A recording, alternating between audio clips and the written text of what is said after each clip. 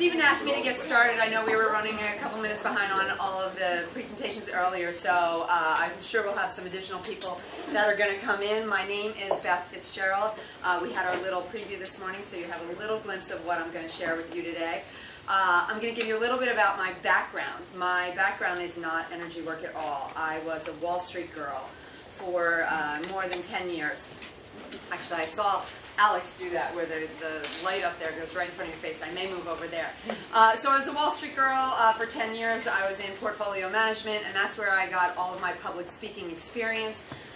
And then I came to energy work about 4 years ago. But I want to tell you where I cut my teeth on public speaking. So I worked for Oppenheimer in the World Trade Center, and they selected 10 of us to go on the road. And they said, we already know that you're not public speakers, but we're going to teach you. Fabulous, because I wasn't ready to go on the road, that's for sure. And so they took 10 of us, and for about 12 weeks every day we would come in and we had a trainer, and we had to give speeches every single day. It was cruel. It was ruthless training, but I'm glad I went through it. And then we were sent on the road to give presentations about mutual funds to brokers. In the 80s, most of the brokers were men, so I was asked to stand up in front of a group of about 200 people on a regular basis, all of which were men, and all of which already knew the business. So I wasn't necessarily an expert. I was an expert about what I was talking about. If you are familiar with American men in the 80s, it was a rough crowd, to say the least, especially being a woman standing in front of them. So when I tell you I now am a fearless public speaker, I was not a very long time ago. I don't want you to think that somehow I was this gifted child that came out and just naturally gave speeches everywhere and it was flawless and there were never any kinks. That is not the case at all. So I just wanted you to have a little bit of that background so you knew that, that this is not me standing in front of you saying, you know, one day you'll be as good as me. No, I've gone through all the bumps and uglies, and they've been really bumpy and ugly. So let's get started. My premise today is that every person can be a powerful public speaker. This is a very awkward room to work. I have to tell you this because it's not. You're all the way over to the left over here, and I feel like if I go over there, I'm really far away from you. It's beautiful, right? Yeah. If I can keep your attention with the beautiful sea behind us. So my premise is that every person can be a powerful public speaker, and I say that because I am not joking when I tell you I was awful, and so was everybody else in my group. We were awful. But we had to learn how to overcome our fear. We had to learn how to give a presentation, and we had to learn a lot of little tricks along the way that make you a good speaker. And you learn by falling and tripping and making mistakes. And so I truly believe that every single one of you can be a powerful public speaker by understanding the three factors that exacerbate fear. My whole presentation is based on this one sentence alone. And so what do you think the three factors are? Now, I'm not fooling you to say that there aren't more than three. There, of course, are many more than three, but these are the three that we're going to talk about today. We're going to talk about mind, body, and energy. And if we can overcome our mind, our body, and the energy that falls upon us when we want to give a speech, then we can be a really powerful speaker. We're not going to go in that order, but we just like the cadence of mind, body, energy. But I'm going to go body, mind, energy today, if you're okay with that. So what does the fear of public speaking look like to you? My head starts shaking. Her head starts shaking. Okay. Like Good. a bright red. And she turns bright red. Okay, what about everybody else? What does the fear of public speaking look like to you? Heart thumping. Heart thumping. Yes, heart thumping. Sweating. Oh, amen. Amen to that. There isn't a deodorant out there that can help you with that one. Anybody else? Seriously. Come on. I'm telling you, I was knee deep in this. Anybody else? Trembling. Trembling. Tense body. Tense. Tense. Oh, a tense body. Definitely a tense body. Dry mouth. Dry mouth. That's a good one. That's a really good one. Clammy hands. Anybody else? Fear of losing it. Fear of losing it. Yeah, yeah. That's why you're getting the dry mouth and the sweaty hands and the heart. Nausea. Right here. That's where I feel it. Yes. Babbling. Babbling. Yeah, start talking. Yeah. Anybody else? Stumbling over your words. stumbling over your words, for sure. Okay. All right, I want to tell you one of my stories. It's one of my favorite stories, and it's also something that you didn't mention. After I gave all these speeches across the United States in front of 200 plus men every time, I kind of got a little bit of a bravado. I thought I was pretty good. So then I left the workforce to raise my 4 kids, and about maybe 5 or 7 years later, my church asked me to speak on behalf of stewardship. I'm Episcopalian. Do you call it stewardship here, where you raise funds for the church? Okay, it's how the church raises its money. So it's not like everyone can't wait to hear the stewardship talk every year, right? So he said, would you run stewardship? I said, sure, no problem. I need you to give a speech in front of the congregation. Again, no problem. Until about 3 minutes before he was calling me on the altar, did I think it was good. And then I sat there, and then I got the clammy hands and the heart palpitations, and I was sweating profusely. And so I know he's about to call my name, and sure enough, he said, and now you'll hear Beth Fitzgerald speak about stewardship. I want to tell you what my journey looked like. I was on the side, the congregation was there, and I had to walk in front of the entire congregation, up onto the high altar, 8 steps maybe, behind this massive old wooden hand-carved lectern or pulpit, which it's probably 200 years old, which is brand new here, but to us it's, you know, and get behind this massive pulpit, which, by the way, I'm too short for it. So I have to step on a step stool up there to stand up so that I can actually look down on the congregation. I am all of the things you described, and then the best. So I put my cards on the pulpit, and my knees started to bang together. Oh. Has any of you ever had your knees banging together? Yeah. I did not think that was a real thing. I really didn't, until my knees started banging together, and I said, oh, they have to be able to hear this. They can't not hear this. They're actually banging together. So I said, okay, well, there's no way out. I mean, at least they can't see it, okay? So they can't see it. The lectern was covering me, and so I give my 10 minutes of talk on why they should give their money to the church. And all the while, the entire choir is sitting behind me. So I know that even though these 1,000 or 1,500 people can't see it, these people for sure have to be laughing at me because they're literally smashing together. So my speech ends, and I think, okay, how am I going to walk down? My legs are not going to work. And miraculously, when the fear is over, when you're done the speech, the fear does start to subside. And my legs did carry me off the step stool and around the pulpit and down the steps in the front of the entire congregation. And I survived. So I just want you to know I stand before you in your shoes. I've had these moments that are really, nothing that I'm proud of, but I'm glad that I experienced them, because it makes the moments that when I do get up here and I'm calm and the knees aren't banging together that much more enjoyable. And it's also a testament to the fact that everybody can become a powerful public speaker. But I guess it's also a warning if you get really prideful in your work. Maybe there's a humbling knee-banging experience waiting for you too. So where does fear fall on the emotional scale? Does anybody know? On the emotional scale? It's at just above shame and humiliation. So if shame and humiliation is the ground floor, fear is just above that. So how do we give a great presentation if our energy is starting at fear?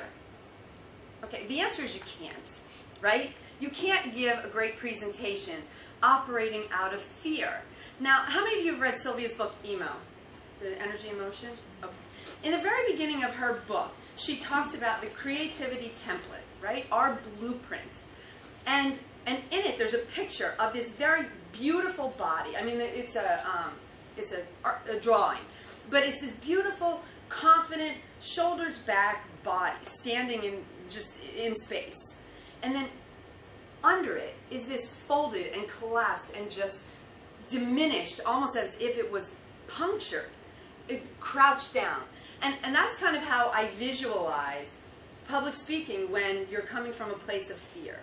There is this beautiful template waiting to give a speech, yet we walk into the room as this folded and collapsed and diminished self. And so if we can get out of that crouched position and we can bring ourselves up to Maybe not to that fabulously proud and confident person, but we're going to get there. We're eventually going to get there. And I just wanted you to have that visual. And if you've read the book, you may know what I'm talking about. So what happens? Let's talk about this body. I promised you the body first, right? So the body, the amygdala, sends a message to our autonomic nervous system, okay? Which is basically, alert, alert, help, help, something is going terribly, terribly wrong, okay? You need to do something. So the autonomic nervous system responds and releases stress hormones. We know, adrenaline and cortisol, right? Well, yeah, those two, and 1,400 other chemicals get released into your body. 1,400, I mean there are chemicals, but we release all those into our body because there's a fearful response. Whether it's perceived or not, it doesn't matter. Those chemicals get released. So then what happens next? Then the blood flows away from the heart. Do you know why the blood flows away from the heart? Because way back when, we wanted to be able to run away from a saber-toothed tiger. That was a really wise decision. Now, we only had to do it a couple times a year, but we wanted to be able to get away from the saber-toothed tiger. Awesome. Good. Blood runs away from the heart, goes to the extremities, and we can run. Except, when you've been asked to give a speech, running is not an option. It seems like a really good option when your knees are banging together or you're sweating or you cannot even get enough moisture in your mouth to create a word. And then what do we start doing? We start licking our lips to try to find moisture somewhere, right? And so the blood runs away from our heart so that we'll be able to run away, but running away is not an option. So then we have the physical effects that start to come our way. You mentioned a lot of them. Here's a couple more. Our heart rate starts to increase, the blood pressure goes up, sweating and dry mouth we already discussed, and our breathing gets shallower and quicker, right? And we all know that, but that's how the body reacts. But we can't have that if we want to give a good speech. I put that on there for a reason. This is the worst slide ever. Don't ever create a slide like this. But if I had to tell you about it, I wanted you to see it, and I'm going to tell you why. And a quick aside, as soon as I put this slide up, all of you looked away from me and started reading that. And when you're reading that, you are not listening to me. I love that Terry didn't, if you saw Terry just a half hour ago, who killed it up here. Thank you for warming the stage, by the way, Terry. Her slide didn't work. You had no other choice but to listen to Terry. And she was riveting. You couldn't take your eyes off her. But remember, every time you make a slide, you are pulling their eyes away from you. Just a quick aside. So, what are we really afraid of? Do you know what you're afraid of? Failure. Pardon? Failure. Failure, yeah, for sure. What else are you afraid of? Looking silly. Looking silly, for sure. Forgetting what you're talking about. Forgetting what you're talking about, definitely. What else? Being in your own power. Being in your own power. Not being scared. Yeah, definitely. Because it is a little lonely up here. I'm like, look, they're all together, and then there's me. Being judged. Being judged. Oh, amen. Amen. Okay, so let me tell you, number one is being judged. I have 4. Thank you for the segue. I really appreciate that. Being judged, okay? So let me tell you about being judged. You're not going to like my answer. You're really not going to like my answer. You are going to be judged. You have already judged me. Some of you like me, some of you don't. Some are like, oh, that American accent, God, shut up. And some of you are like, that's kind of cute. It kind of sounds like Brooklyn or something. I don't know where she's from. You might like my dress. You may hate my dress. You may think I'm skinny. You may think I'm fat. You may like my hair. You may not. You're like, what is she thinking?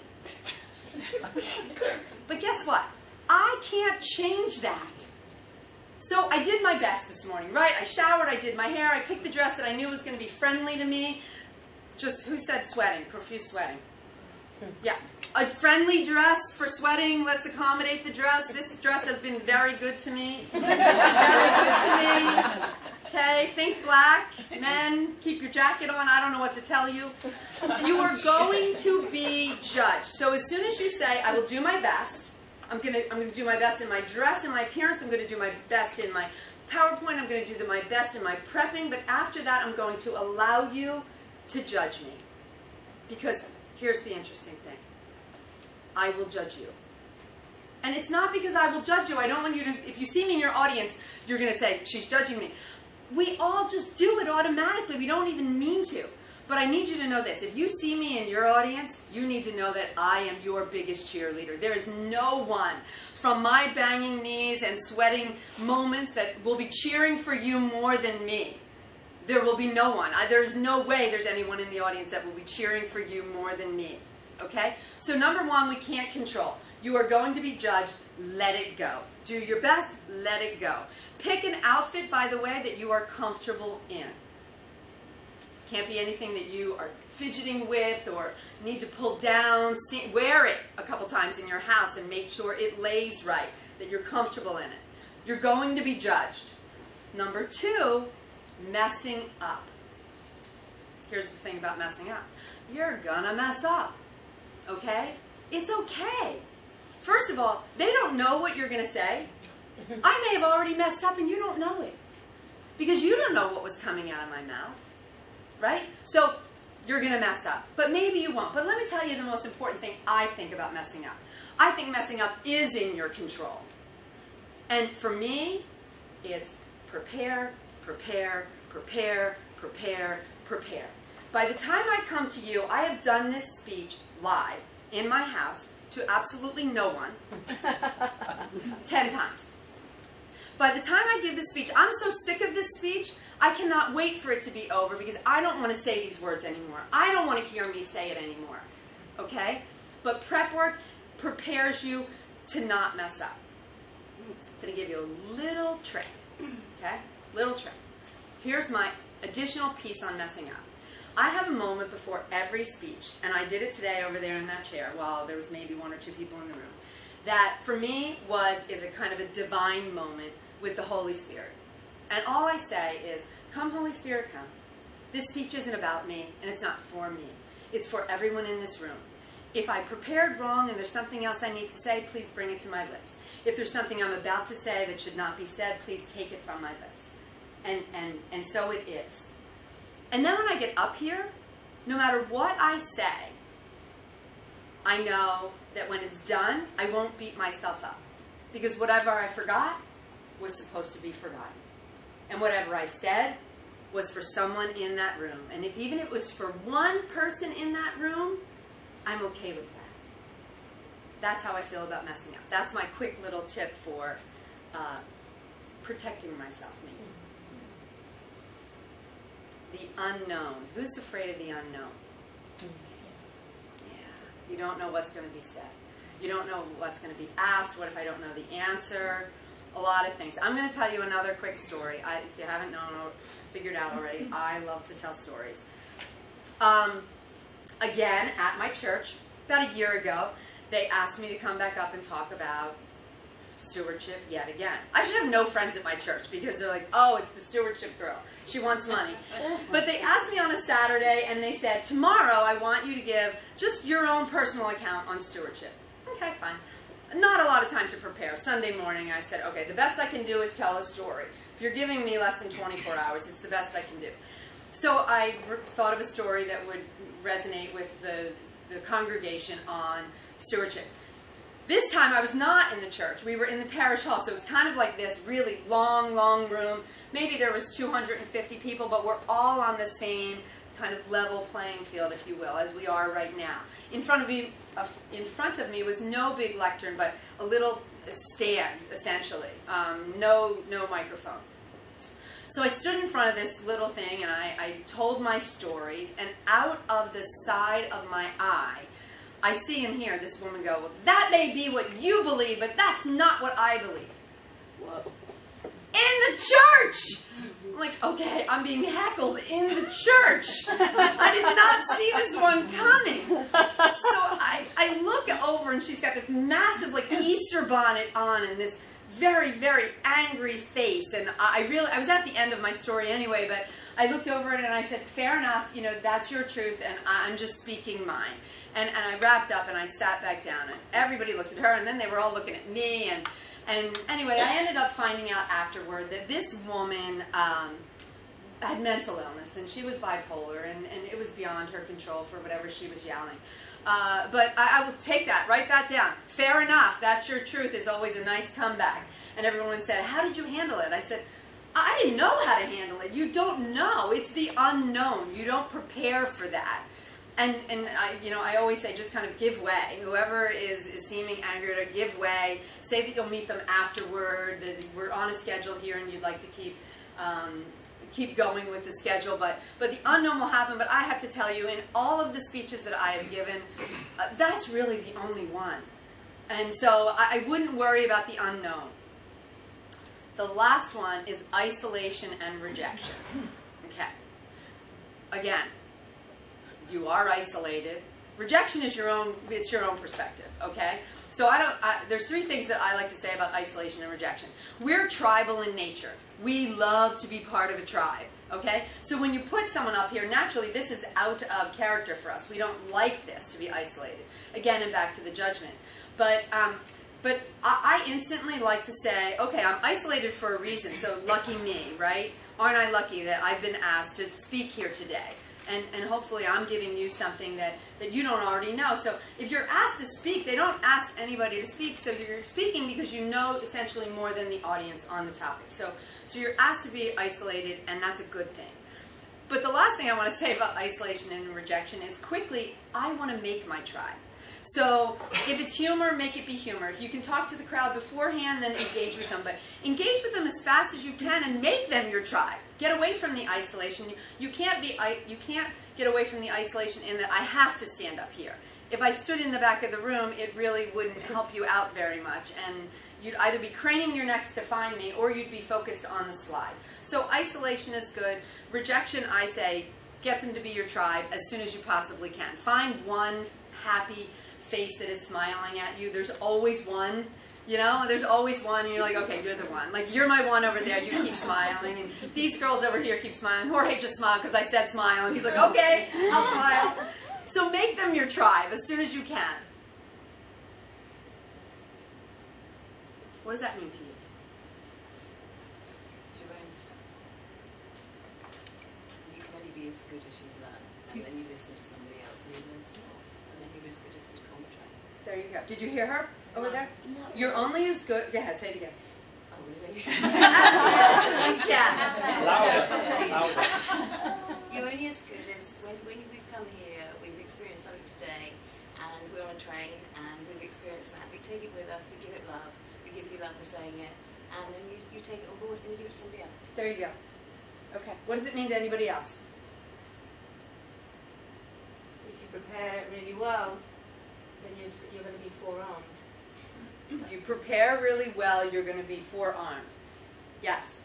About focus. Focusing your energy on what you want, and then expand. Absolutely. Yeah. You can only do it the way you can do it. Like you can't, the way I've learned how to do it, or the way I know how to do it, is the way I know how to do it. I just got complete affirmation on that. Absolutely. The way I'm delivering this won't be the way you would deliver this. It would be a totally different presentation. It would be just as good. It would be different. Yes. Well, you can fight the way you train. So if you're training in love, then it's a loving interaction. If you're training to resist and attack, then it's going to be an attacking and resistant presentation. Yeah. Absolutely, absolutely. I equate this as I give a visual to everything. I equate this to a boxer sitting on his couch eating like a bag of Doritos and saying, well, what I'll probably do is I'll just throw a right, and then I'll throw two lefts, and then maybe an uppercut. And that should be good enough. That's probably how I'll win the battle. No, he's in the gym. He's actually throwing the punches to figure out what works, because when he throws a right and two lefts and then says, no, this isn't, that's not how I fight. I fight a different way. I'm going to be backing. I don't know. I'm not a fighter. I have no idea. But I wanted to use the same analogy. It's about your preparation, right? It's about your preparation. So for me, I told you, I've given this speech 10 times. Basically in my bedroom and in my kitchen. In my bedroom, my friends already know. They're like, oh, how's the ironing board work go? because I set up the ironing board, I put my laptop up, my speech is there, because I don't have a slide projector at home. If you do, God bless, set it up. But the ironing board and a laptop, really high tech, right? And I give it to my bedroom, and my bedroom's sick of this speech. They're like, I know, I heard you at church, Fight, you have to fight the way you train. You have to get up, you have to say it out loud. And your mind is not the same as saying it out loud. There are words that you're going to come out and you're going to have it in your written speech and you're like, that's not right. You know, I couldn't get past that level playing field. When I tried to tell the story of being in the church, I couldn't come up with a better thing. And finally I'm like, that's what's going to come out of your mouth anyway. So just say on a level playing field, because you can't, how do you describe the flat on the same surface? I can't say enough prep. Out loud. Okay, what do we tell ourselves when all this very real feeling is coming to us? And we're energy workers. I want you to know that before you answer this question. Love. Do you say that to yourself, though? Okay, good. What else? It's only energy. It's only? Energy. It's only energy. Yes, it's only energy. Anything else? Relax. Relax. Thank you. We say calm down. Let me tell you how well calm down really works. I don't know, 0. Because you already have all those things going on in your body. Your mind has already kicked in. They're going to judge me. I'm going to fail. And the body is sweating. And then you say calm down. Has it ever worked? For me, it hasn't. Calm down does not work. So the 3 things that I wanted to talk to you about today, part of it was energy. So let's get there. The first thing I want you to do, now remember when I was doing all these presentations in the finance world, I knew nothing about energy, so I didn't have this at my disposal. Okay? I know, but I'm going to say this as a question. Is anybody speaking over the next couple of days? Okay, oh Lorna, I didn't even see you in the back. Would anyone love to be our example on this? Is anyone nervous about speaking today or tomorrow? Lorna? Yes. Yeah? Would you like to be the example again? I suppose. I wasn't nervous until I started watching this. no disrespect, but it's kind of I'm ramping it up for poor Wendy. Oh my goodness. Lorna, I'll leave you alone. We'll use Wendy. Okay, so Wendy, do you mind coming up for us? If you were in here, you know that Lorna was the entire example for Terry. So I want you to sit. Do you have a fear right now of your later today or tomorrow? Tomorrow. Okay, tomorrow. Okay, good. A lot of time to sit in it. It's all right. I'm here for you. So when you started to get nervous, what were you feeling? Heat in my tummy, pounding hard. Okay, you started to have those feelings. Okay, and so the next step is, where would you say on the SUE scale that you are for that? That About -5. -5. When I go into the physical feeling. Okay. Because when that happens, then I get like a feeling of vertigo and lightheadedness, and then the language comes in. Oh my God, what if I get dizzy? Well, yeah, okay, all right, okay. So then now the next thing I want you to do is can you soften and flow that? Where would that want to go if it wanted to leave your body? Out of my tailbone. Out of your tailbone, okay. So can you breathe? And what I want you to do, you can close your eyes if you want when you breathe. As you breathe that through and start softening and flowing, I'm still going to talk here. I want you to remember about the breathing, because remember, from the physical body, we have now blood that has rushed away from us, we have a heart racing, we have higher blood pressure, and we've gone to a very shallow breathing. So even if we didn't know energy work, deep breath would be fabulous, but incorporate the deep breathing with the softening and flowing. Were you able to bring that away from a -5? Yeah. What are you now? +3. +3, fabulous. Okay, now here's the most important thing. If that were to tell you anything right now, that energy that's a +3, you're in a better place for sure. You said -5 or -7? -5. What would it want to tell you? To trust that I am connected. To trust. Yeah. Absolutely. So how do you feel now that you have this trust? Yeah, much better. Much better. Yeah. Because you've done your prep work. Yeah. You're ready to go. I'm ready. Yeah. Because I could see Lorna was a little bit more nervous, but I'm like, okay, I wanted to give poor Lorna a break. She stood up here the whole time. And I wasn't going to make you cry. That's awesome. Thank you so much. I appreciate it. I was hoping that there was going to be someone in the room that was speaking today or tomorrow, because it's a little hard to bring it up when you're not speaking now. I was good until in the opening, it's like the opening ceremonies, and she's like, oh, could you come up and say what you're No! Okay, yes, okay, that's fine. And I did have a little sensation, and I thought of that for you guys, because I said I did have a little sensation in my stomach that did not feel good, because I hadn't prepared. I wasn't really worried about the judgment. I've gotten over the judgment thing, but I was really worried about, it being me being eloquent on the fly. And then, of course, I had to follow Jorge, which is the worst. Jorge did everything, he's like, I'm here, and it's all good. Like, okay, I'm good. Okay, so I want you to run through this. I absolutely run through this even now. When I'm going to give a presentation, because I, too, especially depending on the crowd, I knew that you guys are such a great audience, because speaking to energy workers that are coming here with the love in their heart and in a great place is, you can't think of a better audience. There are other audiences that aren't so loving and kind, and so I absolutely do energy work. Especially when the boss hires me, but the staff does not want me, so you kind of get this from the very beginning. Okay, let's see if we can break down that, right? So I strongly encourage you to do EMO if you have not already. It really will. You saw Wendy go from a -5 to a +3. It really has a profound impact on me. Future aspect work. I have the greatest story for you. Oh, I had the coolest little thing. It must not be hooked to the sound thing. It made a cool little zipping future noise. Terry taught me future aspect work, and so then I've done it every time since when I'm going to give a presentation. So here's the cool part. When I did the future aspect work, I knew I was in this room. But I didn't know that until today when I said, Stephen, where's room 3? And he said, there is no room 3. I go, oh, I'm not speaking then. He goes, no, you're over here. And when I saw this, I said, I saw this already. I had the whole speech in here, in this room, because I did my future aspect work. If you haven't, does everybody know future aspect work? Yeah. Strongly encourage you to do this. Really, really makes a big impact, especially when things start to manifest and you start walking in rooms like I did today and said, I already saw myself here. I already saw myself on this side of, I knew that it was kind of awkward over there, and I put myself over here. I saw you come in, I saw you all leave. This has already happened for me, because I did the future aspect work, which made me much calmer.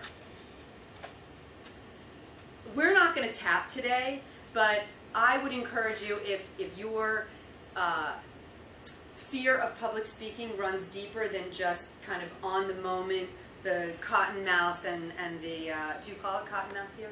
Yeah. No. Cotton mouth is, imagine cotton in your mouth. It's a very, very dry mouth that you can't get any moisture in there. Banging of the knees, the sweating. If it goes beyond that, and maybe has something happened to you in the past that you really think you want to tap on, I strongly encourage you to see another practitioner and tap on it with them. Or if it's so intense that you really almost can't get in front of people, I strongly encourage you to go to that as a resource. I can't think of a better way to reduce your stress. So I didn't tell you this, but we covered 3 things. We covered the mind, we covered the body, and we covered energy. So now I'm going to share 8 bonus pieces of information that come from my 25 years of public speaking. I know that they will be helpful to you. Some of these pieces you may already know. We touched on a couple of them a little bit, but definitely 8 powerful pieces that will help you in your future speaking. So let's get to number 1. Prep work. Told you about that already, right? You cannot do enough prep work when you're doing this, and you have to do it out loud over and over and over again. 10 works for me, whatever number works for you, but the prep work is where you're going to get the piece. What happens when you don't do the prep work is doubt creeps in. When doubt creeps in, you're finished, because then I'm not going to remember that. I also encourage you not to memorize a speech. It's the worst. Because as soon as you go off track, then you know you've gone off track. And then you say, okay, what am I going to do now? I mean, unless you're the president and you have a teleprompter or something, go for it. Gosh, I wish I had a teleprompter, but I would strongly encourage you not to memorize a speech. And the more you do it out loud, you'll realize the words you like, the words you don't like, things you want to share. When you say them out loud, you're like, this is wrong. It's just wrong. So when I've given it the first time in my house is not what it is the 10th time. It's very different. Again, thank God nobody's in my house. Body language. Okay. This is one of my big pet peeves, but it's mine. It's my own personal thing, so you can completely ignore me if you want. I don't like useless movement. Speakers do a lot of this, and they go in front and they walk around and they're moving for no reason. For no reason. And part of the reason I never came over here today was because I knew it was going to get really far away from the crowd because it's not even. They're further back. The other reason I didn't come over here is I hate to walk in front of a screen. Alex talked a little bit earlier, and he was standing in front of the screen. His view on my face now, or something on my face, very irritating for the people who are watching you. I need you to get comfortable with just your feet on the ground, looking at the crowd, and let them listen to you. The more you move, the more they're distracted. Own your space, hold your space, be comfortable in who you are, and just be able to stand there. Walking is nervousness, okay? Unless it's for a reason. I had a reason on one slide to come over here to get out of the way to let you think about it. It was dedicated movement. I moved only once for that reason. Because I wanted you to think and I wanted me out of your eyesight. A little too far to go all the way back here. So think about standing in one spot, holding it and owning it, and you will get them to listen to you better than you walking. Walking is just pacing, unless you have a place to go. The power of the PowerPoint. I already gave you a little hint earlier with my worst slide ever, right? I told you, too much information. Here's my tip.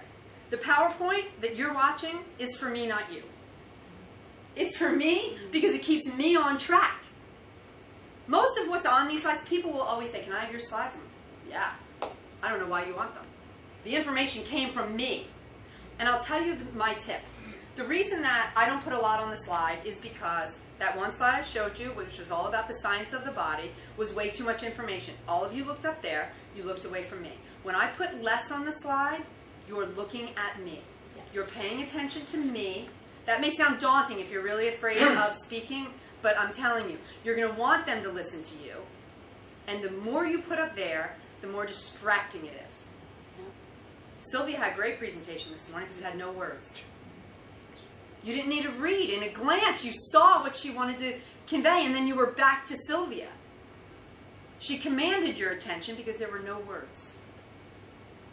So think long and hard about a PowerPoint if you want to use it, but if you use it, do not put the information up there so that everybody has to read. It's too much. And then as soon as they're reading, they can't hear you. You can't do both. You can't read and hear. You just can't. The emotional component of speaking. Everything that I'm sharing with you, it's not about me. It's not about me. It's not about you liking me. It's not about anything except you getting the information you need. So before I write a speech, I want to know who my audience is. I knew today it was energy practitioners. Was I going to share energy with you after working with energy for 3 years? Nope. You're the expert there, not me. I should be in the seat if we're talking about energy. I'm giving you the tips that I have on energy, but what I'm trying to convey to you is public speaking and getting you to become fearless. So my role when I created my speech was emotional about you. And anything when I'm writing it and I speak it and I say, nope, you're back to you, Beth. Turn it around. It's not about you. Remember that. Who is your audience? And what do you want to convey to them? Because it is not about you. The power of the pause. Twice in this presentation, I paused for 5 seconds. Now, I will say, on one of them, somebody spoke up faster than 5, but on 2 points, I walked away from the slide and I left it to you. Do you remember the moments? One, I asked you how fear manifested in you. And the second one was the slide on the training. They were in my speech, prepared in advance for me to stop speaking and for you to start thinking. And the more I shut up, the more you will think. Now, that's not a good speech if I don't talk at all. But there are moments when you have to stop. Plan them in your speech. I planned 2. Allow the audience to play along. I incorporated that in too. I said, how does fear manifest in you? I need you engaged. I need you to speak and think and talk. And so and it's also part of that tribal thing. When I say that and I nod and say, yes, that's happened to me, then we're becoming a tribe. I need you to allow the audience to play along. Terry, you did a great job having the people play along. Sylvia did a fabulous job encouraging us to play along. Bring the audience in. Storytelling. I already told you I love to tell stories, but I told 2 stories today. Do you remember what they were? What were they? Speaking in the church. Speaking in the church twice, right? They were my 2 stories. But you remember them. When you leave, I'm going to tell you, in a year from now, you might remember one of those stories. You won't remember anything else. You might remember I talked about public speaking, you might not.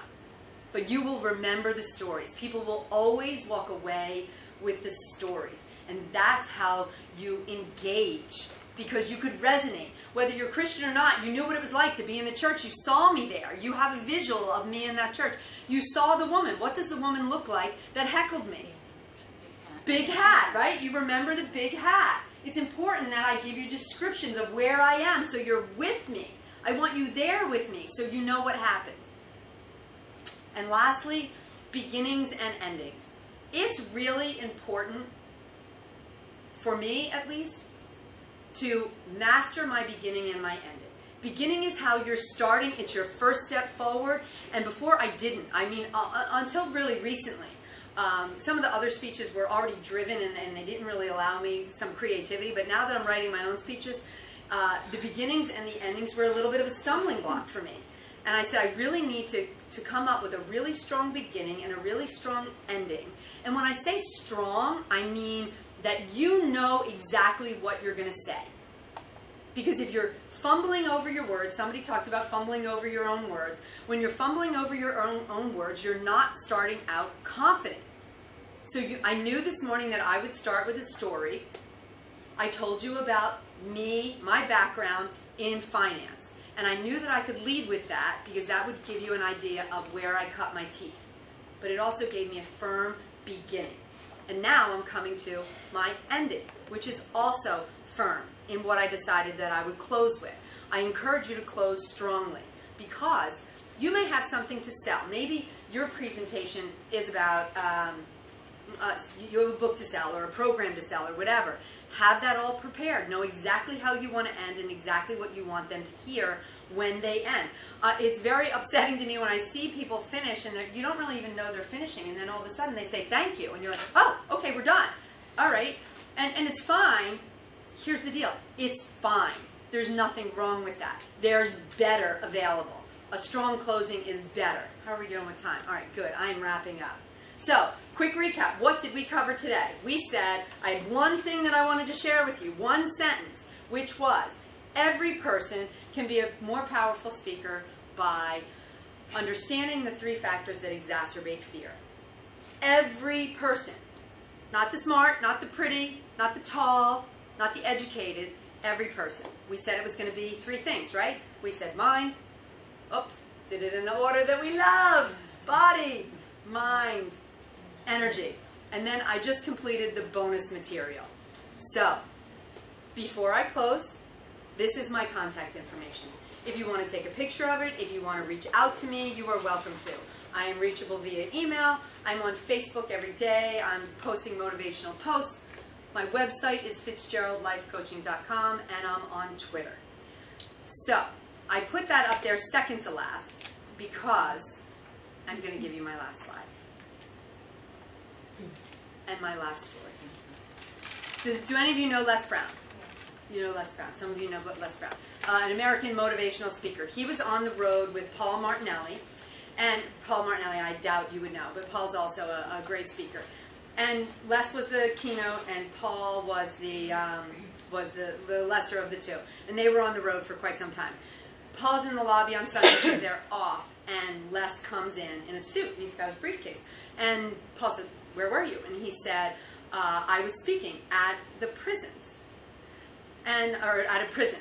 And Paul said, "We were off. Why did you go there?" And he said, "Paul, speakers speak." Sylvia said it today. She said, "Get out. Go to prisons. Go to orphanages. Go wherever you can go. Speakers speak. So if you want to get good, don't wait for someone to want to pay you. Go. Go to prisons. Go to churches. Go to women's groups. Go to men's groups. Go wherever we have Chamber of Commerce's. Go anywhere that they will let you speak to their group so you can practice. That is how you get good. Speakers speak. Don't wait for an invitation. Invite yourself places. Get yourself in front of people. People need to hear what you have to say. You are all very gifted people. Yes? Very gifted people. You have gifts to share, correct? Yes. Yes. Well, here's the problem. I can't allow you to sit on and hold back your gifts. The world needs you, and being afraid of public speaking isn't okay. So I'm saying to you today, the world needs your giftedness. I need you to bring it forward to the world. And the only way you're going to do that is if you become a public speaker. And eventually, if you're a fearful public speaker, you will eventually become a fearless public speaker. But they need to hear your message. So take your gifts out into the world and remember, speakers speak. Thank you.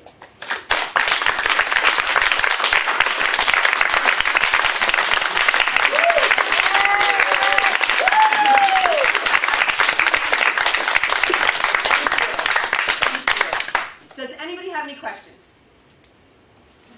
Just want to say thank you. Oh, you're welcome. You're so welcome. Thank you. Yes. I started doing live streams on Facebook, and it's terrifying. No doubt. Because you can't stop and you can't bounce off the audience if you make a mistake and make a joke out of it. But I have to say, it has given me so much confidence being myself more. Yeah. And not worrying about the thing, because you literally can't. So you just fall into yourself. You relax into yourself. Exactly. I think that's fantastic. Paul, kudos to you. That is really scary to go on live stream and know, like you said, you don't have an audience to engage with. You can't, oh, haha, nobody's laughing back, right? It's kind of like me and my ironing board. Yeah, nobody thinks my jokes are funny. But that is awesome, because guess what? You know what we really want to see? See, we think that you want to see, I think that you want to see perfect Beth. But in reality, I really just want you to meet Beth. She's fun. My card even says it. I'm fun. I am. And you know what? I am so imperfect. I am so imperfect. But we think you have to be perfect. I used to say when I first started out, I would say, you know what? I hate the first 5 minutes of a speech. Into the audience. Because I wanted them to know I was scared. Bring them with you, because they don't want to take your job. Trust me. Nobody wants to let me do it for you. So I love that you were your authentic self, and that's where everybody will love you, because they want to know Paul. Not fake perfect Paul, unless you're perfect. No. Yeah. I saw some other hands. Yeah. What's your view on eloquence? Is that something you can develop, or is it some part that you put it down to preparation? I would put it under preparation. I think eloquence comes when you know what you're going to talk about. If you're worried about your speech, then you're not present. And when I know my speech, then now I can engage with all of you because I'm present. This will just keep me on track, and it'll keep me on time. But I need to know what I'm going to talk to you about, so I can also play off of you. That's how I can be eloquent, because I'm not worried about that. If I am engaged in that, then I'm not engaged in you. I can't be engaged in both. So it's really, when you do the prep work, it will bring everything that, you know, I was going to say down for fear, up for, you know, positive 5s and 6s when you start to give a presentation. So you're not one for allowing yourself this freedom of babbling on and seeing what's going to come, because there's a risk that it won't flow.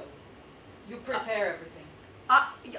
Everything that you heard today, it has been a version of this.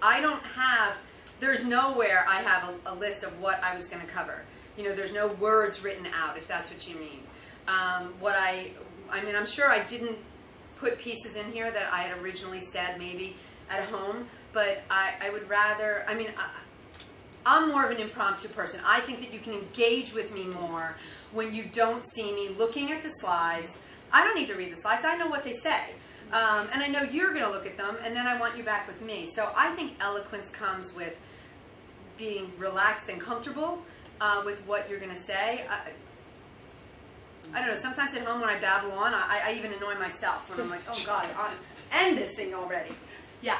I just want to thank you for myself to say that I found it a really clear speech, and it was with a lot of clarity. And sometimes in life I get quite confused by things, but you presented this so clearly and so beautifully. It meant a lot. Oh, thank you so much. Oh, wow. All right, we're going to stop there. No.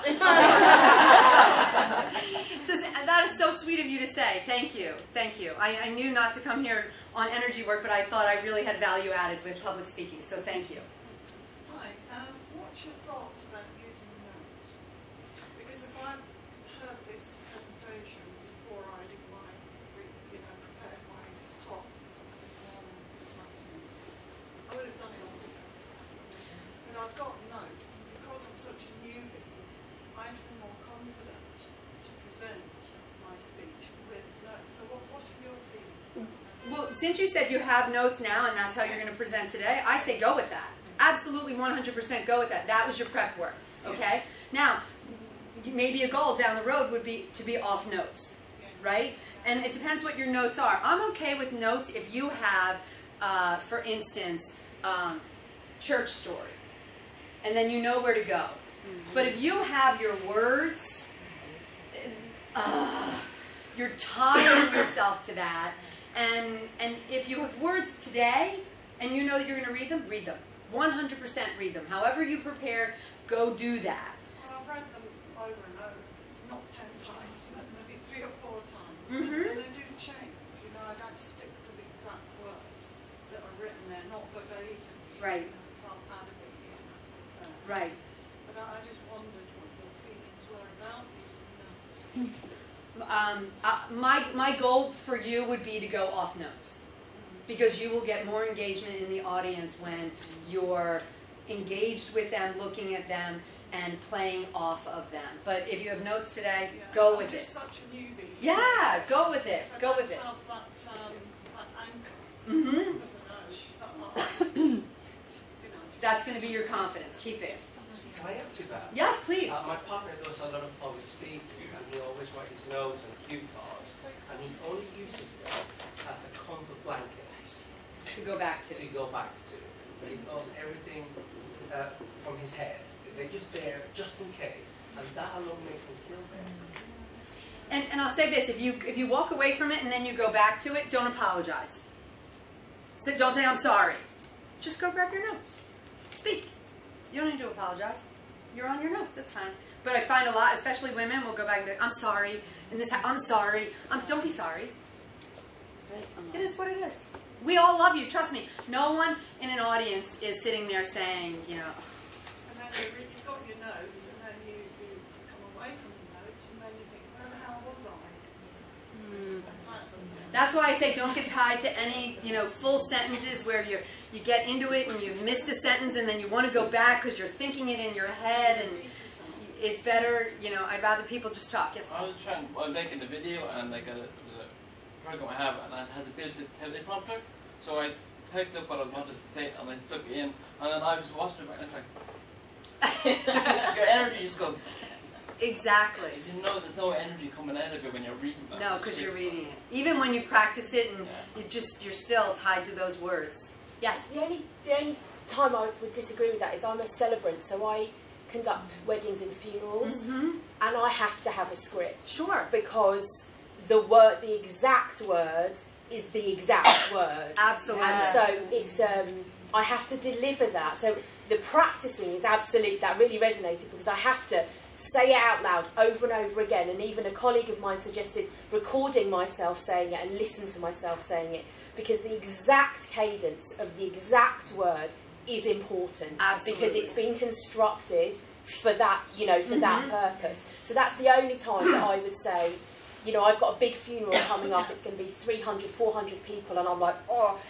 But you know, it's being able to practice it and delivering it with heart and putting in the spaces and the gaps. And when you see my script, they look weird because I've got the breaks in really unusual places. But that's the only time I think I would almost disagree there, because that's a specific, you know, I can't freelance because it's somebody else's story, or you know, I'm recounting something that's very precise and it's got a cadence to the beginning and the end, and you know, so that's you're the only representing time the word. You're representing Absolutely. the word. I'm presenting Yes. that person's life and the memory and what, you know. So in that sense, I've taken a long time to write it, and then I have to deliver it the way I've written it, so that it works as a kind of unit. So that's the only time that I would.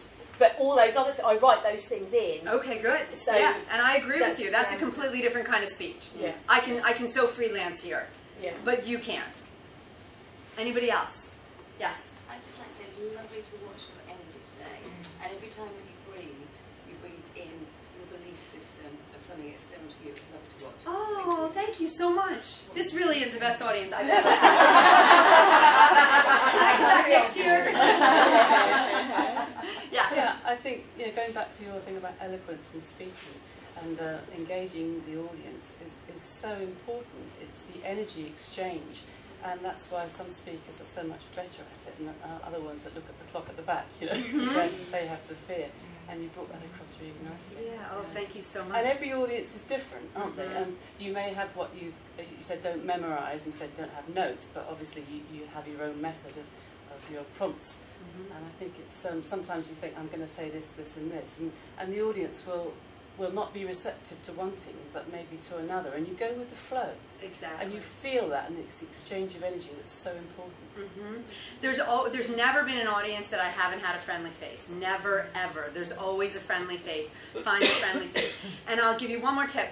When I am struggling with memorizing something, and when I say memorizing, like where I'm supposed to be following along, add another slide. Just add another slide. I was struggling with it. I didn't want the thing to be any longer, and not this one, a different presentation, and I just couldn't remember this next component. And just throw another slide in. Don't make it hard on yourself. The slideshow is for you, to help you along, or at least that's the way I view it. Anybody else? I was going to sort of say, Yes. when you're doing the ironing with your computer... Yes. No, not ironing, Alan. Don't be confused. Just the ironing board is up. Ah, right. Don't get confused there. I was going to say, is it a flat screen? I was thinking about like, wait, it's a laptop. Yeah, no ironing goes on. Just me talking. Yeah, my husband would be very happy if some ironing took place during all those moments of practice. Anybody else? Yeah, I'd just like to say Yeah. that with your presentation today, you have been vibrant and uplifting, and you kept it. You've kept it. Kept us all interested. I think I've been in presentations before where the person delivering it has been very monotonous, and you can feel the energy. You just get bored of it, and you want to go to sleep. And I think so. That's important, isn't it? Yeah. The way you deliver. For sure, I'm high energy. Not everybody is this high energy, but if you just put those components in, if you put stories in and pauses in and all these different things, you will automatically break up the way it goes. If it's all, PowerPoint, scientific, it just gets boring, And even watching Sylvia this morning, she has this fabulous way about herself where you think that she's super intense, and then all of a sudden she puts a zinger out there and you're all laughing, and it's about changing it up in whatever's comfortable with you, whatever's comfortable for you, whatever your thing is. I always feel that anybody can tell a story, You just have to make sure if you're not a good storyteller, that you ask people to listen to your story so you know that you've told a good one. You know, and good one meaning we can follow you on the journey, and the more descriptive you are, the better. It doesn't have to be a long story, but we need to know where you are and what you're doing. Yes? Yeah, just on that note, I went on a presentation skills course years ago, and it was by some actors, and some of it was a bit odd, but one of the best things they did was we had to just ad-lib a story and just go with the flow, but keep everyone engaged. And I had to really slow down, and I had to try and make it really interesting. I was just talking about Bob and his cat Phil. I was just coming up with anything. And when they said, right, now stop, everyone was going, what happened to Phil? And I suddenly thought, oh my God, you were interested. And I realised I didn't think I was interesting enough to be listened to. Yeah. And that completely changed the way I presented then. And even if I see a slide and I think, oh, they know this, I go, this is a really important slide. I go, really? So again, just believe that you have something really interesting to say and people will be engaged. So that, when you were ad-libbing, were you watching the audience? Because you were watching the audience, and if you can see people kind of tailing off a little bit, I guess you can change it up and stop and tell a joke or go silent or, you know. I have to say that I thought I was speaking at 2:30. I'm like, oh, like the worst. The worst is 2:30 because they have a full belly, right? And I said, you better come high energy, Beth, you know. Like, I don't know what I was going to do, but I was going to read the crowd, but I was afraid you would be tired. I always say this, and I'll end on this because I think Stephen's saying we're done. I will end on this note. If you all had your cell phones out and you know, people say put your cell phones away, I disagree with that. You know what? It's my job to command your attention. It's my job to make you want to listen here. If your cell phone is more important than me, then I haven't done my job. So I say it's my job to keep you engaged, and I will figure it out. And I didn't have any plans, but I knew 2:30 was going to be a tough go of it, and I was just going to be louder maybe. I'm not just just in case, I write my notes on my phone. It looks like I'm writing to people, you know, emails. I write my notes on it, so don't be worried if someone's on their phone. Right? Yeah. That's true. That's very true. I didn't see you if you were writing notes, but that's true. Some people will do notes on their phone and be ready for that. Yes. Can you put the second to last slide where you've got your details, because I'm just to get a photo. Yes. Is it in the book? Your details? I think it's in the book. I gave them everything. It should be. But it's supposed to be coaching.com, right? Not CDR. Yeah, no, that's, okay. There you go. There's my humanity right there. We're done.